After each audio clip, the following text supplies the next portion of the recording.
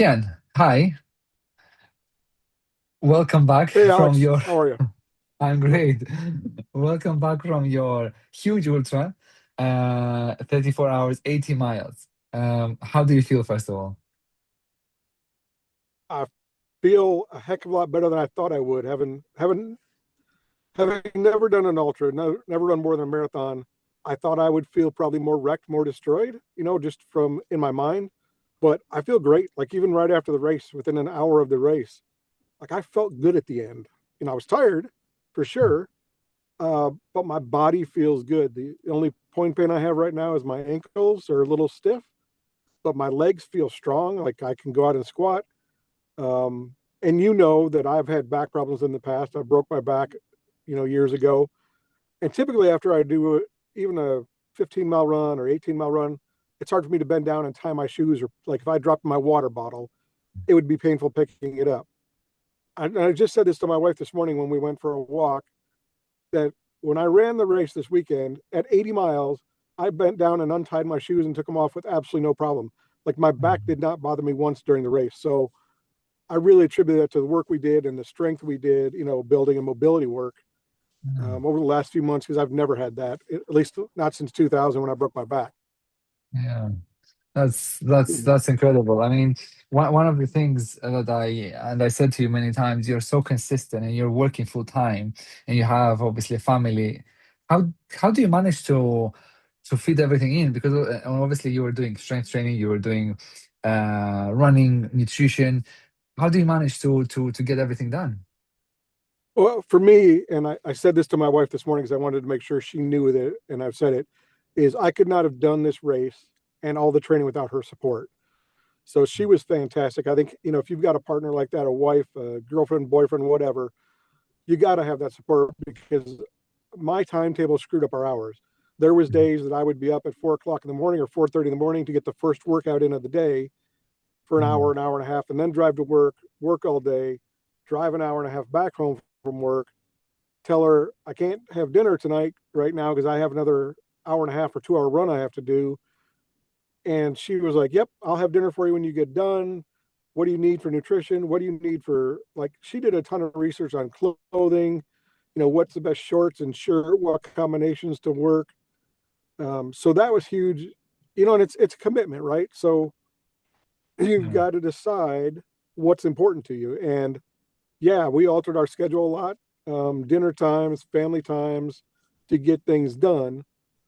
But I was committed to it. She was committed to it. And I appreciate that. It's huge. It was a lot of hours of training for sure.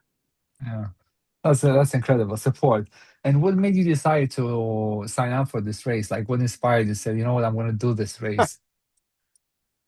Yeah. So in my past, I ran marathons from 2005. I was in Iraq, deployed to the army, and I decided to start running in Iraq really for my mental health. I was struggling near the end of my deployment, and I started running in circles around our little base. And then I just decided I'm going to run the Detroit Marathon when I got home. And so I ran marathons from about 2005 to 2012 ish, 13. So did some half marathons and marathons. Kind of quit running, got more into weightlifting and doing some powerlifting competitions those years. And so this past October, I was in my truck like I am now, and I got a text message from a guy who works for me. He and his wife both work for or with me. He works for me. She works with me. And the message just said, "Hey, my wife and I are signing up for this race. You should join us." And I couldn't see what the link was because I was driving. I just heard it over the speakers. And I replied and said, "Sure, I'll do the race." And then when I got home, I clicked on it and it was a 34-hour ultra marathon. And so I was like, he kind of joked, like, "Are you still in?" And I said, "Yep, I'm going to do it." And so I think that was October 6th last year. So from that day forward, I went online. I created my own training plan, running plan. I went out and started running, got new running shoes. So that's where it started. It was a coworker.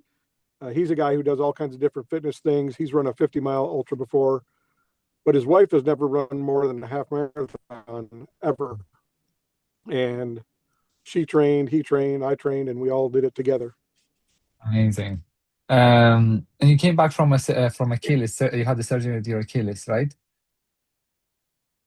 Yeah, and that's another one that I thought about while I was running this whole race is just over 2 years ago, I tore my Achilles and I had two injuries that occurred around the same time. I crushed my big toe on my right foot and I Mhm. was in a boot for about 6 months and the doctor gave me a year for that one to heal. And then I tore my left Achilles and had to have that repaired. So, like 2 years ago, I couldn't walk down a set of stairs.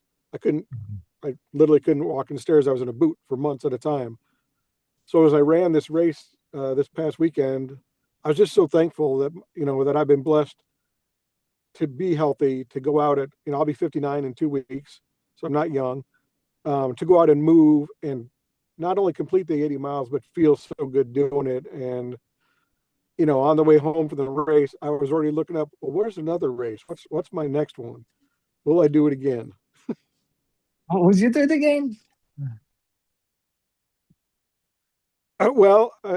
Yes, yeah. Okay. Now there's a part of me that says, I think I've learned some like strategy. Now I'm saying, well, why couldn't I do 100? I did 80. Yeah. Why couldn't I make 100? Yeah. Was there a moment though where when you were training, not on the race day, when you were training, you thought, "Oh, I might not be able to do this, or I might not be ready There for was this." thoughts. Yeah. So I think it was more thoughts of, I don't know if I'll make the distance goal I want to make. Right. And so I know you and I had talked about it and you're big into mindset and we talked about mindset and goal setting.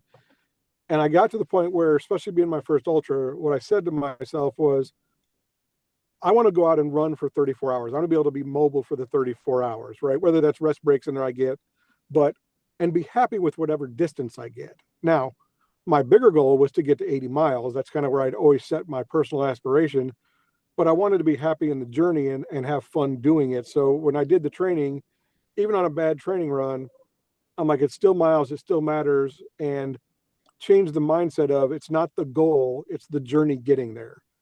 And Mm. it's funny, people don't understand, like, I really enjoyed the training. Like, I enjoyed the hours out on the trails. I enjoyed Mm. testing my body and saying, okay, hey, you need to run this pace today and that pace tomorrow, and get in X amount of miles, and the weightlifting strength that went along with it, and the mobility. Now there were days that I may have cursed you out while I was doing these workouts, That's okay. but Well, you've done them all. It was always green. When I see green on Training Peaks and on Everfit, it's like, ah, it's amazing. He's done it, and especially when you do more, you challenge yourself. Yeah. yeah. So I always thought be able to do the race. I just didn't know what that meant. Mm. Um, and like when I was thinking about it, I don't think I did any huge runs. Like I don't think I ever went over 20 miles in training for a training run. And yet when I got out there, 20 miles went by easy. 40 miles came by pretty easy, you know? Um, yeah, it Yeah, worked. it's that's the whole philosophy. My philosophy is obviously strong, not destroyed. But then if you go deeper, the formula that we use, we don't do we do strength training, but it's running resistant training, as I call it in my book, Mhm. which is obviously more the stuff that we were doing. And it's not about long runs, constantly doing more and more. It's doing the work that we've done. Like, we did small changes like trap bar versus deadlifts, and based on your movement assessment. Um, what surprised you most about your training? So you started in October, you said, by yourself, and then we started working in December. Um, what was the biggest surprise in your training? I think a couple things, like when I made the decision to hire you as a coach, and my wife again was hugely supportive. She was like, hire him. Yeah, I know it costs a lot of money, to have a coach. Just do it. I think the two big things that worked well for me that you made me do, I probably would have done, is the strength training. I think was more than I would have focused on.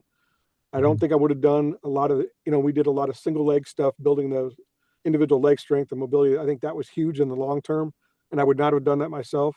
And I know that I would have forced myself to run more miles, like because I had laid out a plan from October all the way to the day of the race, and I know at one point in there my training run was to go run a 50-mile race, like 6 weeks before what would have been the race. And looking back now with what we did, I think the plan you put together was so much smarter for me that it allowed my body to get stronger without breaking it down. And I think that's huge. I think that's a huge part of my success was it was smart training. We used smart training to get me to the goal I wanted to be at instead of this theory of, like a lot of people I know, just put it in miles. Oh, you got to run more miles. What do you mean you're not running 40 miles this weekend? I'm like, nope, coach says I'm only doing 15. That's what I'm going to do.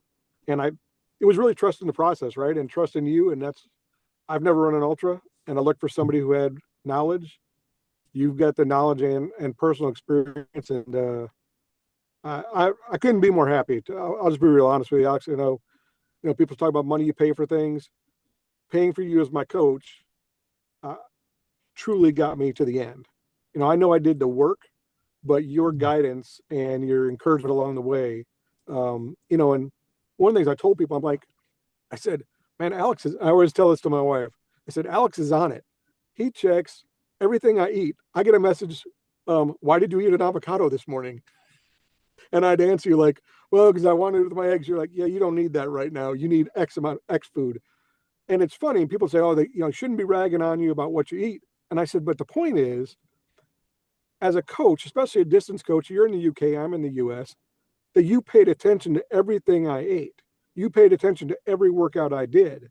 And if something wasn't working, you were like, hey, let's make an adjustment. Where there's a lot of coaches who don't do that. They put the plan out there and just kind of let you go do it. But if I had a slight injury, we changed the workout. If you saw that my body was stressed during a workout, you changed the next workout saying, hey, let's adjust to where your body's at. And that was like a daily routine. Between the calls we had, and you and I texted almost every day, the training was truly personalized to where my body was at, and even some days where my mind was at. So that was something I noticed and appreciated. I mean, there wasn't a day go by that I didn't know you were checking and making sure I was staying on track. Yeah, I mean you're doing the work, and for me that's my job. I want to make sure it's not like, yeah, honestly, you can have avocados and stuff, but sometimes, based on the goal that we want, especially with body composition goals and training an ultra, it's quite challenging because you have a limited number of months to train, and you have to achieve strength, then nutrition, and lose body, and then obviously, but yeah, people, they can eat whatever they want, but if you want to achieve the goal faster, you just have to be a bit more cautious. It's like, okay, well, let's, like we did, and you followed through. A lot of times people, they say, no, I'm gonna eat it. It doesn't matter if you eat an avocado one day. It's what matters is the whole picture, the weekly picture, the monthly Yep. picture. But it's just those small things like, well, rather than avocado, I can have, I don't know, whatever, and then an egg or whatever. Well, but Um, and I think the nutrition part was huge because it kept me healthy, fueled my body for these long runs. Like I didn't come back feeling wasted from the long runs. I felt good on them. You and I talked about nutrition plan, and I said to my wife again when I got home, I was amazed at the nutrition plan we came up with and the fueling plan for the race. I had absolutely no stomach issues, no GI issues on this run. For 80 miles, I ate, I drank, I used electrolytes, I used my carbs, used real foods, and I watched other people literally getting sick on the course. I had absolutely no problems. So again, it's just the plan we came up with paid off. Yeah, you did the work. That's the thing. That can you. The most important thing is you did the freaking work every single time. Long runs, we had nutrition strategy. We have this. So it wasn't that you said, "I'm gonna do, I don't know, last minute changes." You just follow the plan, and when you follow the plan, things work. And people, myself included in the past, it's like if you don't follow the plan, it's not gonna work. That's why race day came, and you're like, "Yeah, I know exactly what I'm not gonna do new things because you people think nutrition is, yeah, it's just okay, 1 bar per hour. No, you have to train to eat so much, especially for ultras like that. When you're doing mile, I don't know, 50, let's say, what was going through your head? As I got to about 50, it was coming into the evening. And so when I started out the race, I started out running with the woman who went out there with us, Blaine's wife, Tamara. So she and I ran about the first 24 miles or so together. And then we split up. So I was by myself for most of the rest of the day. And as 50 came up, I started to feel a little tired. You're getting closer to evening hours. The temperature is dropping and it's getting darker. But as I hit 50, it was for me, it was a huge sense of accomplishment. So the farthest I'd ever done is a marathon at 26 miles. And one day I ran 30 because of an incident that happened during a race. So I did do 30 miles, but to get to 50 miles was huge, right? And I felt real positive at that point. I knew I was getting tired and would probably take a nap, but again, it was like more mental tired than physically tired. So I was like, my body's going to be good to go. I felt at that point I was going to make my 80. I really felt good. But I'll be honest, like I did another 10 miles that night before I took a nap. And I had in my mind, I needed to get to 60 miles before I laid down for a couple hours to be able to make the 80. I knew when I woke up after those couple hours, I wanted to only have to do 5 more laps of this course or another 20 miles. And I think sometimes you got to make those bargains with yourself mentally. So that's where I was. I knew my body was getting more tired. I knew mentally it was late at night. It was 2 o'clock in the morning, but I had to get to a point where I felt like when I woke up from my nap Saturday morning, I would get to the 80 miles without a problem. That's amazing. So what would you suggest to someone, let's say, who is training for a similar race? Like, how do they train? Because your mindset is like spot on. What would you suggest? What advice would you give? Big ones I think for me occurred, and they occurred out there is you've got to be able to adjust, right? And I go back to I spent a lot of time in the military, but it's always have a plan because as long as you have a plan, you can adjust. But if you don't have a plan, it makes it very hard to adjust. Even the morning, like what shoes I was going to wear, and that choice of shoes made a difference because after about 40 some miles, somewhere in there between 40 and 50, I changed shoes, which ended up being a terrible mistake. The second pair of shoes I went on immediately formed a large blister on the outside of my left heel and the toes of my left foot. So then when I came to take my break at the 60-mile mark, when I went to lay down for a few hours, I knew when I woke up, I was going to have pain. Like I was going to have to stick my foot back in the shoe with the blisters and continue running. Fortunately, I prepared for that. I had a blister kit. I drained the blister. Taped it up, got it going. I think you've got to be able to adjust on the fly, right? Whether that's change in nutrition, whether it's blisters, whether it's some clothing, fixing something starts to chafe, fix it right away. Again, I had no chafing issue at all anywhere. So besides the Great. blisters on my feet, my body good. But I think you got to have a plan, and then you have to have a backup plan, and then you have to back up to your backup plan, so that as things change in the heat of it, and your mind is tired, and you're a lot of miles in, you've already got plan A, B, and C to adjust to, which makes it easier. And then the other thing that worked great for me is I was fortunate that my sister flew out from Boston, Massachusetts, and was a pit crew for us. And she tracked every lap, every mile, what time we came in, what time we left, how long we were in breaks. She would have your nutrition on point. You'd walk in. Before you left on the lap, she's like, what do you want next time? Do you want tailwind? Do you want liquid IV? What do you want to eat? And she would come in and completely stock my vest, fill my bottles, hand me new ones, and send me back on the trail. So that was huge for us to not have to do that yourselves. She didn't sleep either, or she slept.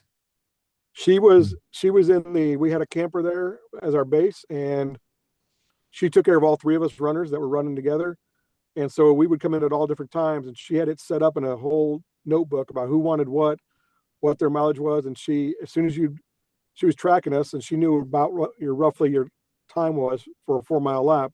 She'd be up, have your bottles ready to go when you showed up to camp.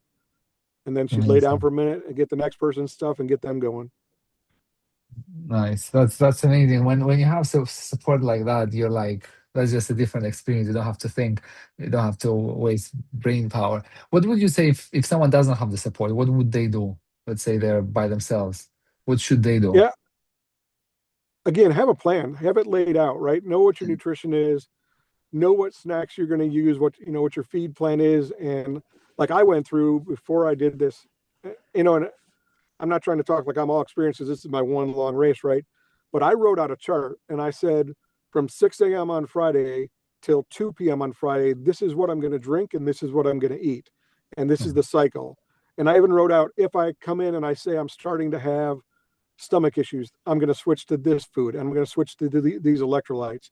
And then from 2 p.m. on Friday till midnight on Friday, I want this, and this is what I'm going to do. And then from midnight Friday till Saturday morning. So I knew, like, I'd already laid out a plan of food, nutrition, liquids, even clothing. What is my change going to be when those temperatures change at night because it got down to freezing? Yeah. So I think having a plan is ahead of time. I also did things like I knew what my change of clothes for the winter or for the cold was going to be. I had it in a Ziploc bag already marked, so there was no fumbling around. When I came in to change, I grabbed the bag that said cold weather, pulled it out, pulled out the gear, put it on, threw my old stuff in there, and was able to take off again without having to worry about or think about when you're tired and Mm. exhausted what those things are. So I had all my nutrition laid out, whether that was goo, energy waffles, Rice Krispie treats, oatmeal, ramen. I had each of them separated in a bin, so they were right there organized as I came in. So I think being as organized as you can, getting those things set up ahead of time, and that pre-planning makes a huge difference when you're tired and your mind is not thinking right, especially if you're by yourself. I think you need to do that. Yeah. That's incredible. Planning, basically. It's planning and structure is key. Um, I think a lot of times in ultra, as you know, most probably, people glorify finishing destroyed. There's this thing, and especially when with men over 40, it's like, yeah, I finished destroyed. I can't walk. And I'm guilty. I used to do that as well, but that comes from trauma, which took me years to understand. And I think you finishing strong, and you'll be like, yeah, this is just a different level. Like you're a winner on different level. You didn't like now having this conversation, or when we were speaking on WhatsApp, you never said, oh, this and that. It's like this is incredible mindset to have, and you're just a living example for everyone that you don't have to finish destroyed. You can finish strong and still be proud. You don't need to brag. It's like, oh, it was so hard. So you said obviously your ankles, but you run 80 miles. Come on. Yeah, I mean, I will tell you that. So you and I have talked. I spent 33 years in the military. I've run marathons. I've done some crazy things in my lifetime, and I've pushed myself, whether that's powerlifting competitions, running marathons, running other races, some adventure stuff, living in the mountains for 30 days at a time, seeing what I could do there. I will tell you that at 58 years old, this is probably the most proud individual I've been. And I'm not trying to pat myself on the back, but I really feel like I took 6 months. I committed myself to this. I got a coach. I listened to what my coach said. I said, listen, you tell me what the plan is and I'm going to follow it. Mm. There wasn't an argument. I did a lot of research, a lot of reading. I bought books on how to take care of my feet. I bought books on ultra running. I practiced taping my feet ahead of time, planning on where those blisters might occur, trying to teach myself as much as I could. And I'm really proud because I finished on Saturday afternoon feeling good. Like I could have gone faster. I could have finished even faster or done more miles, but the people I was running with, I waited like to finish the last lap together. Like it wasn't about, for me, the real victory was achieving my goal of 80 miles in under 34 hours and feeling good. Like I wasn't destroyed. As you said, I could have kept going. I chose to That's stop at 80 miles, but my body was doing just fine. that's incredible. Um, was there anything that when you were when training, when you were training, that you like didn't like, oh shit, this is just too much, or it's like you were frustrated. For me, the biggest thing training wise is the single leg stuff bothered me. It took me months to get into the Bulgarian split squats, and I still don't like them. And a lot of that comes from, like, I feel like I have a right leg weakness in that area, and you and I have worked on that. That was the stuff that I hated the most, right? The rest of it was fine, but the single leg things, like the Bulgarian split squats, the lunges, rear lunge, single leg, split squats with a twist, rotation. I hated them, but I look back now, how good my legs felt, and I've had 2 knee surgeries on both knees. I finished that race and my knees don't hurt. With all the Mm. downhill of that race, as we talked about, is a 4 mile course, basically 1.8 miles downhill, 2.2 miles uphill on rocky, uneven trail. My knees didn't hurt at all. So all those things we did, like the step downs off of the single leg work, it all paid off. I mean, the strength of the muscles in my legs supported my joints and allowed me to finish with my knees feeling just fine, which I'm amazed at after the years of trouble that I've had with my knees. That's amazing. That's incredible. It's yeah, I love it. It's the knee is, yeah, is something that people think that when we have knee problems, it's knee, it's not knee, it's hips, glutes, as hence obviously the exercises that you've had. But yeah, not having knee problems after 50, you know how but the majority of people in your age, you know what the excuse is like, oh, why do it? So let's say someone is asking you, he's 50, let's say 55, and he's saying, why can't should I do this? I can stay home, watch Netflix, rest, relax, and go through this crazy adventure race of running 80 miles, which is incredible. You know, to me, it's one, I know I'm getting older. I can't stop that, right? Like I was joking with a friend of mine who went the race. He's 44 years old. His wife's 44. I'm the old guy in the group now, I'm 59, honestly.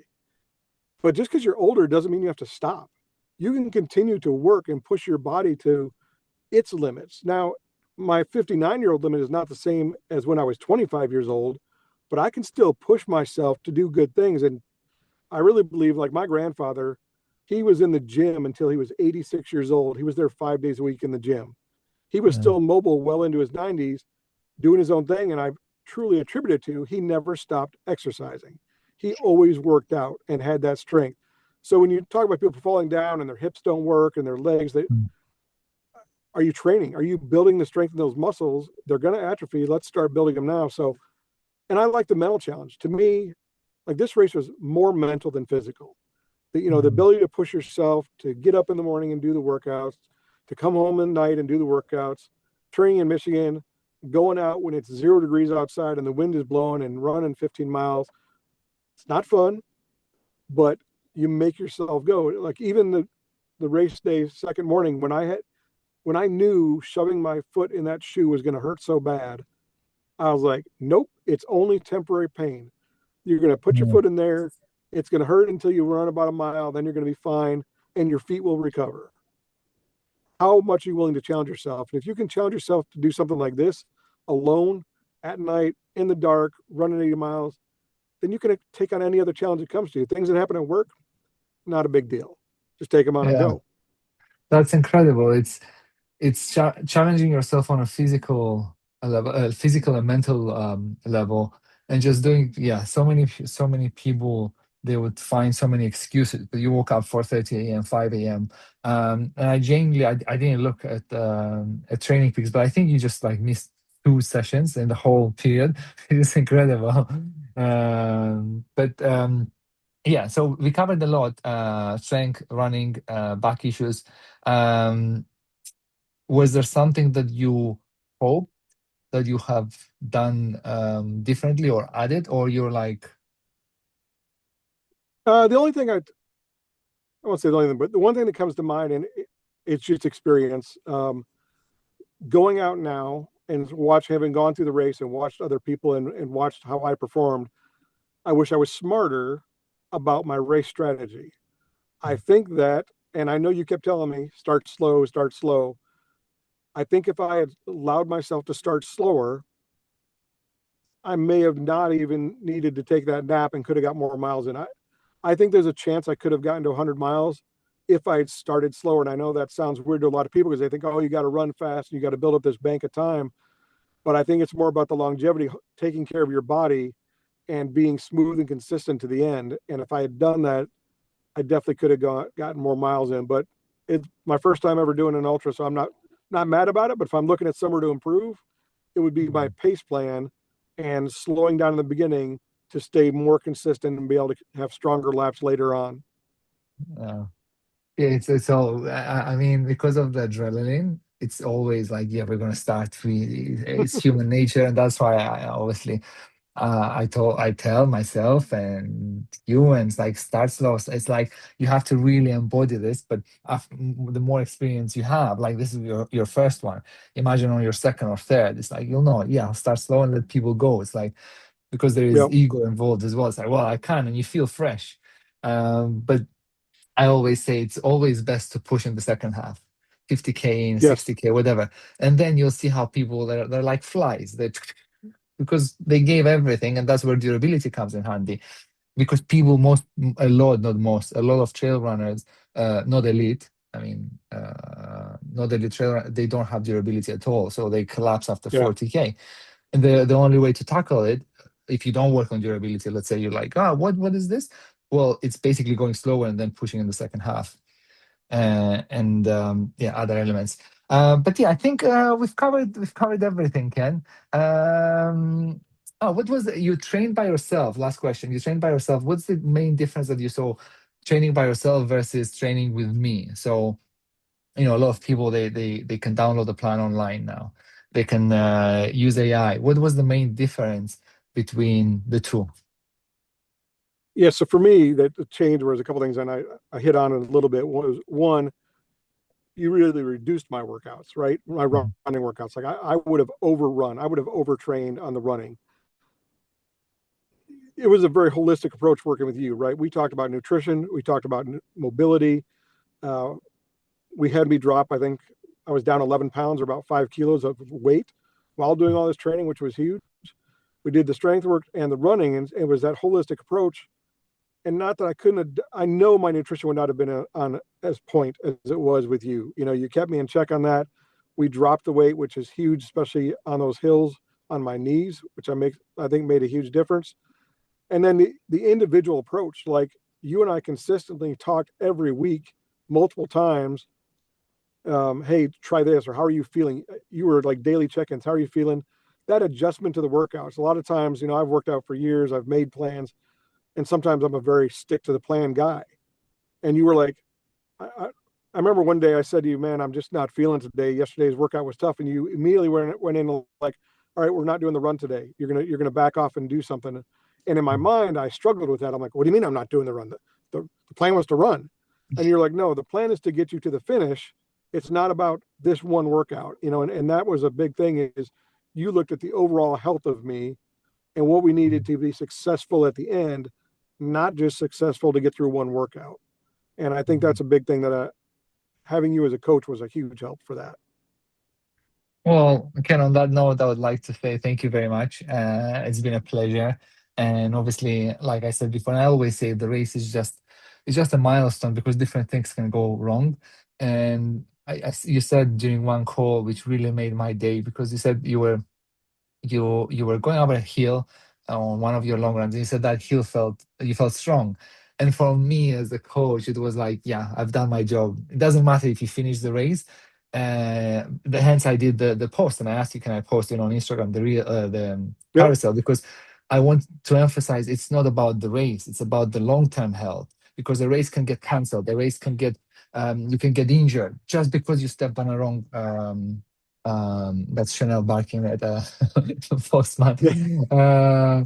You can many things can happen, but if we are so obsessed with the race, it's like it's the point is being holistic health longevity. So now you're healthier, you're more mobile, and now we're going to work on other elements to improve. So when you're 60, 65, 70, you'll be like, yeah, you can tie your shoes, you don't need help. But yeah, so I'd Yep. like to thank you very much. It's been a pleasure, and yeah, I look forward to the next phase of your training. And yeah, thank you, Ken. That's right. Phase 2 starting soon.